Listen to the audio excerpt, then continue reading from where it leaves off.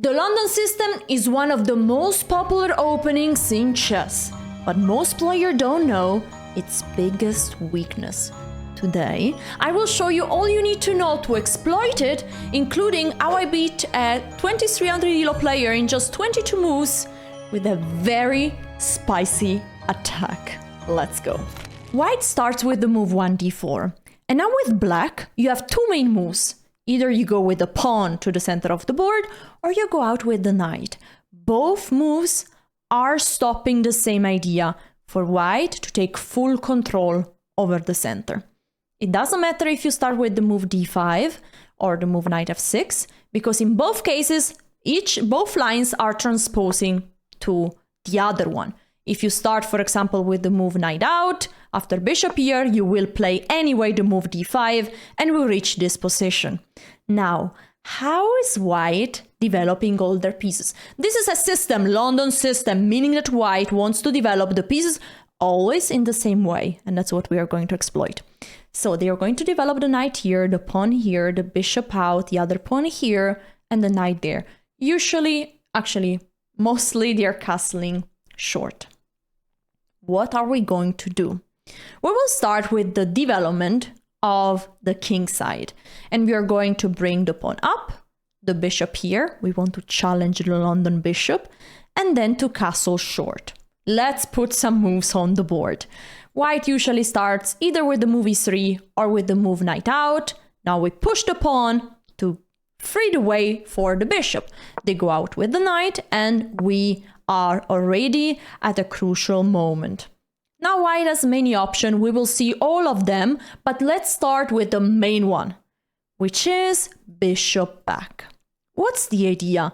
Now, if we are going to trade this bishop, they are going to take with the pawn towards the center. And what they are doing, look at the rook. The rook usually is blocked in the opening. Instead here, the rook is already looking at where we want to castle. So if we castle the king already after bishop d3, this attack could start to be very annoying. Imagine the pawn running forward to push away the knight. We are in trouble.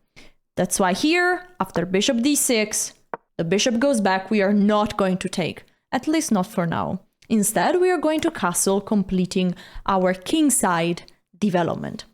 White is usually going out with the bishop, and now we need to think how to develop the queen side. And listen here, because you need to be very precise. We need to start with the move c5. This is a very typical move. And the general idea is that we are very happy to trade the c pawn for the d pawn. Because if they take, now we can take back with the bishop. We are going on with the knight out, play the move e5, getting an amazing center. Remember, E and D next to each other is the dream center. Every time you can have it with the white, with the black pieces, you do it. Also here, once the pawn is on e5, we are threatening the fork, pushing forward the pawn, attacking the knight and the bishop. Okay, so white is not going to make our life so easy, so they are usually not taking and keep going with their London system setup, c3, protecting the pawn with another pawn. And now there is a very unexpected move. Usually, if you would follow opening principles, develop the minor pieces, you would bring out the knight or the bishop. But here, the best move is actually queen c7. You might say, why? And we need to introduce the main idea of our preparation with the black pieces. We want to attack the center with the move e5. The moment we can play this move, we will be very happy about our position. So the queen is now already controlling this square. A second time, this square is controlled by the bishop and by the queen. Right now, that square is defended, is guarded by the bishop, by the knight, and by the pawn. So we need to add one more piece to control that square. We will see how. What is white playing, by the way, here? White is usually is going on with their normal development, but we will see also what white can do to stop us from playing the move e5. And now it's very important. We want to develop this knight, and there are two squares to go. One is very bad, one is optimal.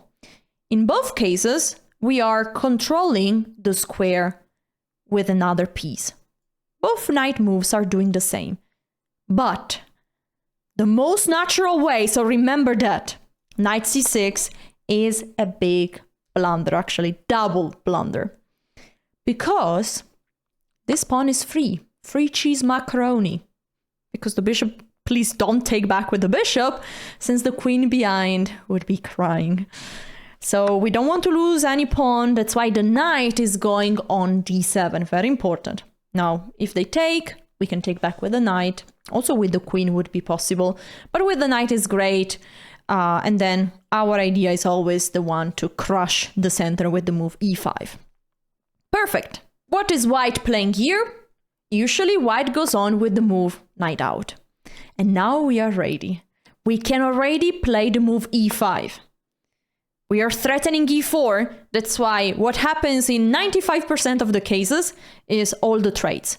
Pawn takes, knight takes, knight takes, bishop takes, bishop takes, queen takes. And we get this position. White is also immediately improving the knight, attacking the queen, and the queen has to go back.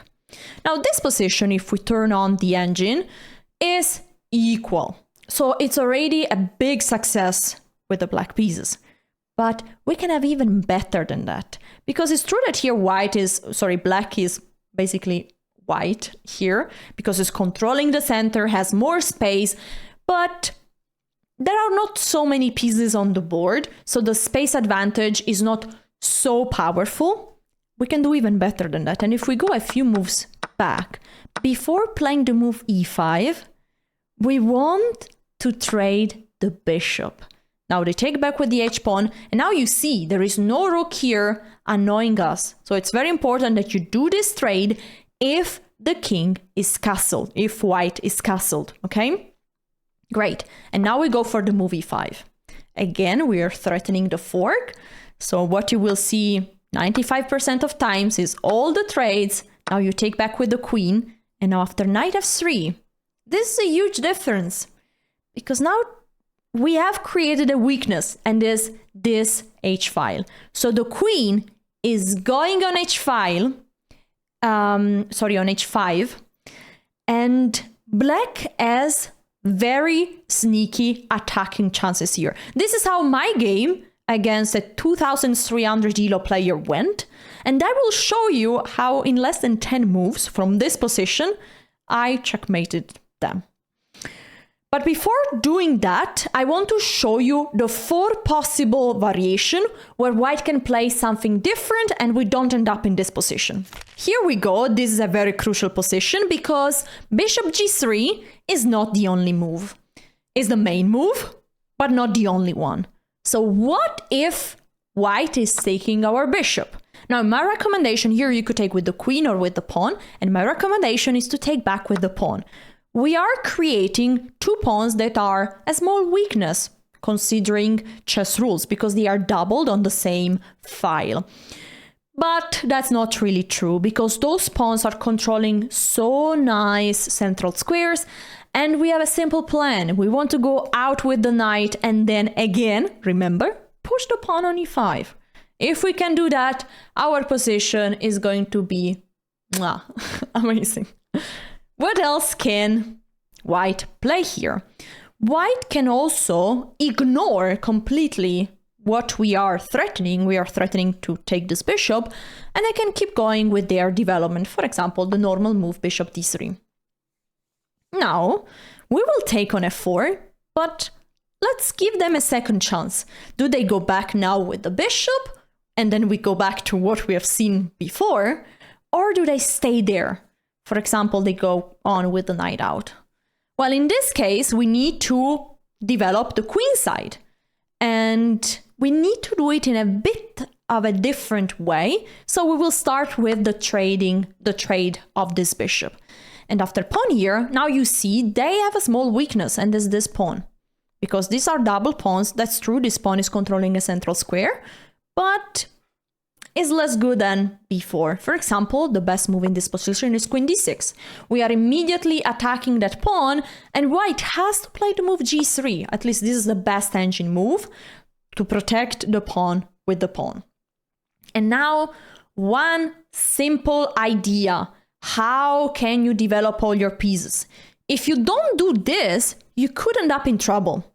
Because look at the difference between this bishop, very strong, and this bishop, very sad. So we need to trade it. How do we do it? Bang, b6. We want to go with the bishop here and trade off the good bishop for our bad bishop. There is just one move for white to stop this idea, and is queen e2. Because now if we go with the bishop there, yeah, we lose material, we lose a piece. So please not. But we need to make sure that once the bishop is here, the bishop is protected twice. By the knight and by the rook. So we play the move a5. And we are ready at the next move to play bishop a6, trade off the bishop, and remember one crucial move, thematic in all the d4, d5 structures, the move c5.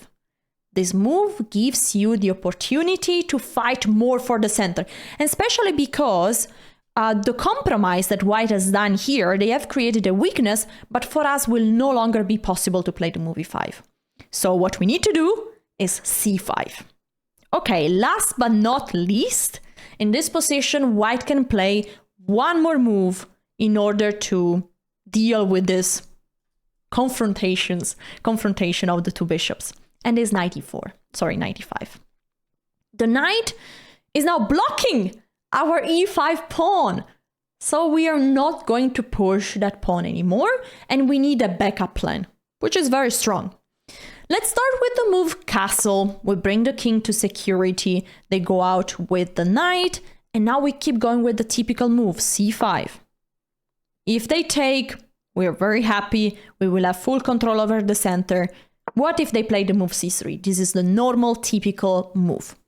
Again, we go with the queen on c7. This is a typical way to go out with the queen. We are attacking this knight twice. This knight is protected twice. So still, white can simply go on either with castle or with the move knight d2. This is the most precise move because after we are attacking the knight a third time, now notice that now the knight is going here and no longer on d7, because if they take this pawn, hello there. This knight is free and very juicy, very tasty. We are very happy with that. So the best move here for white is to go with the knight, defend the other knight. That's why this wouldn't have been possible if white would have castled first, right? Perfect. And now what's our plan? This is something that my grandmaster, fiancé, soon-to-be husband, I will keep you posted when it happens, told me is that we don't want anymore to trade this knight. So actually the best move is knight e7. It took me a while to understand why am I moving the same piece again. And the point is, I will show you this knight will end up being in trouble. Now my whole plan is to play b6, bishop b7, bring the knight on e4. This is a very important move. Knight e4. I am stopping the strong bishop that is pointing at my king. So after castle, we play b6. I want to protect this pawn with another pawn, and white now could play many moves. And usually something typical is to play queen e2 to try to play the move e4. So this is what I'm there are many moves, this is just one of them. And here we go with the knight on e4. Typical way, we are stopping the bishop from the attack. Remember, every time they trade here, you can be very happy with your black position. Here, black is -1 out of the opening. And the whole point, you have bishop here, they don't have any more the attack, and this knight is still going to feel very uncomfortable, and we will see why. In this position, if they don't trade, and they keep improving their position, bringing the rook to the game, now already this knight might end up being trapped, because f6, the knight cannot go anywhere except for this square.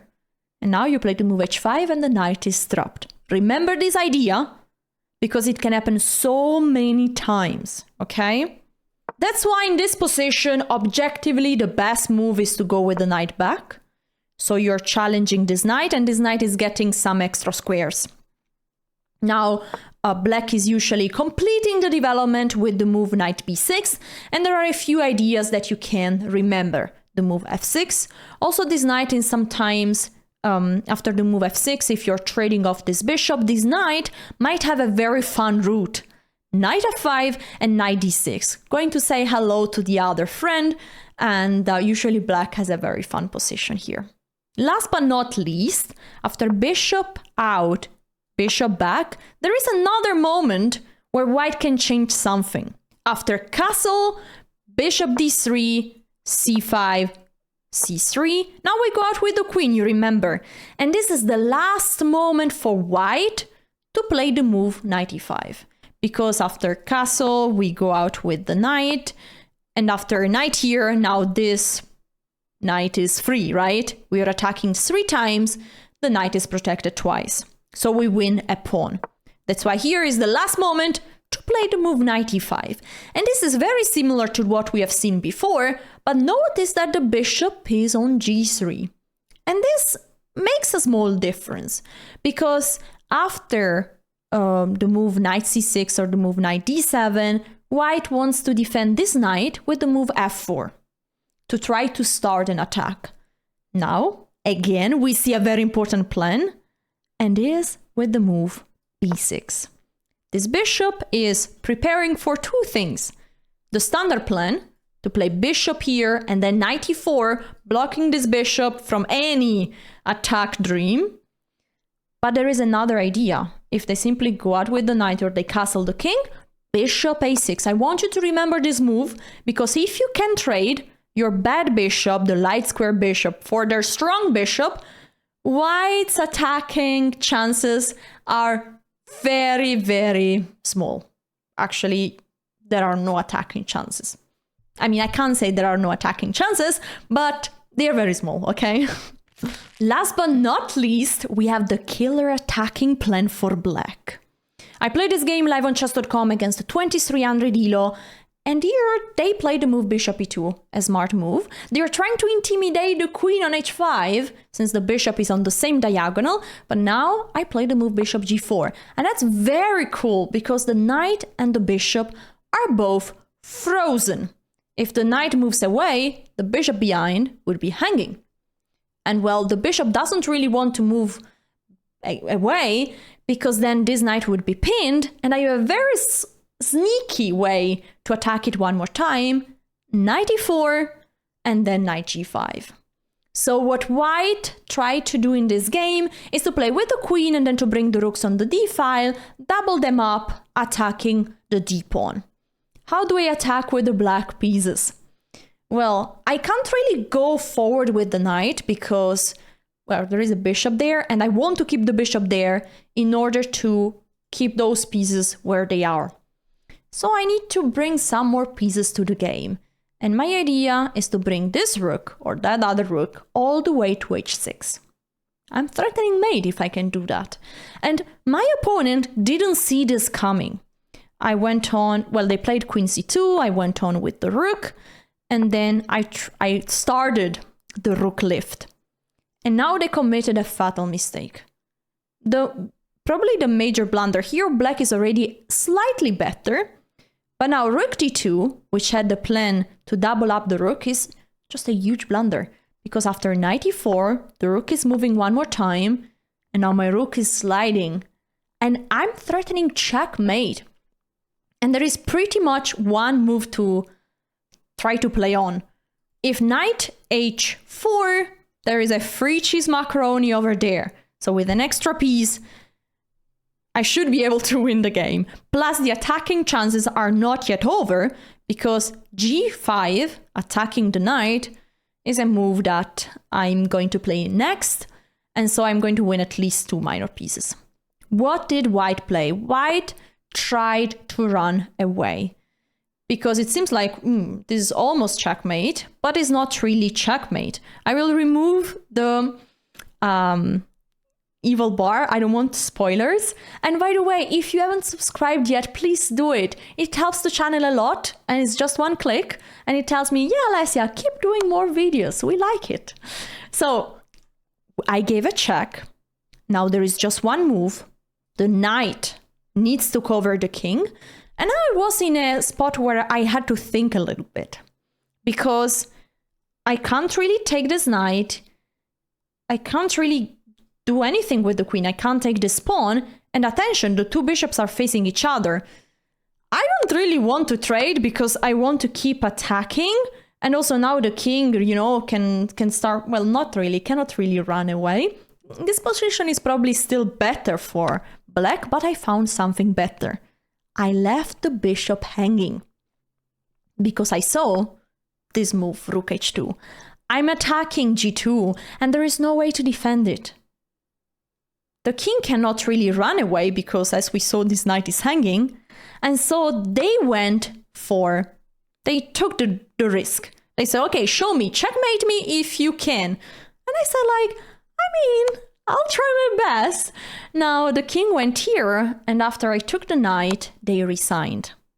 And the reason is that after only move king here, I'm going to take there. The king has one only move, and then I'm taking here, and this is checkmate. I won in 22 moves against the London system with one brilliant move and 99% accuracy.